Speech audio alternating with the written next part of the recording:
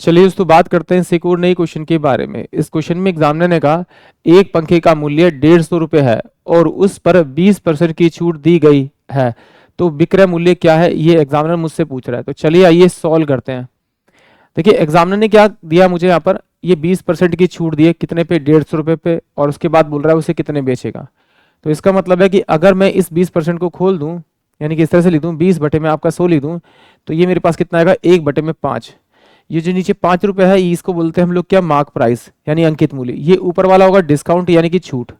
अब वो कह रहा है कि 5 रुपए वाली चीज 1 रुपए की छूट में बेच दी, तो बेची कितने में होगी, 5 में से 1 गया तो 4 रुपए की बेची होगी।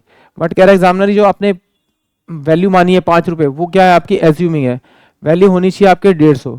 तो इस 50 को 150 बढ़ाना पड़ेगा, किससे मल्टीप्लाई करना पड़ेगा आपका, 5 या 15 30 से। जिससे आप इसे मल्टीप्लाई करें आप उसी से मल्टीप्लाई कर दीजिए, तो ये कितना हो जाएगा 120। यानी कि उसका जो सेलिंग प्राइस होगा वो कितना होगा, 120 रुपये होगा। यानी कि ऑप्शन सी जो होगा वो इस क्वेश्चन के लिए करेक्ट होगा। अगर इस तरह से नहीं करना तो फिर इस तरह से कर सकते हैं भाई, सिंपल सी बात है, ये 150 था, 20% की छूट दी थी, तो ये 80 बाय में अगर 100 करूंगा तो मेरे पास जो इसकी वैल्यू आएगी वो 120 आएगी। और इस तरह से नहीं करा तो फिर इस तरह से ले लीजिए, अगर 100 रुपये उसका मार्क प्राइस था यानी एमपी 100 रुपये था, तो वो उस पर डिस्काउंट यानी छूट देगा कितने की, 20% की, तो वो बेचेगा कितने में से, 80 में। यानी इसका ये विक्रय मूल्य कितना गया, 80 रुपये। बट एग्जामिनर कह रहा है जो 100 माना ना भाई तूने, ये आपका है 150। तो इसे 150 बनाने के लिए किससे मल्टीप्लाई करना पड़ेगा, ये इससे कट जाएगा। तो 5 दूनी 10 और 5 तिया 15।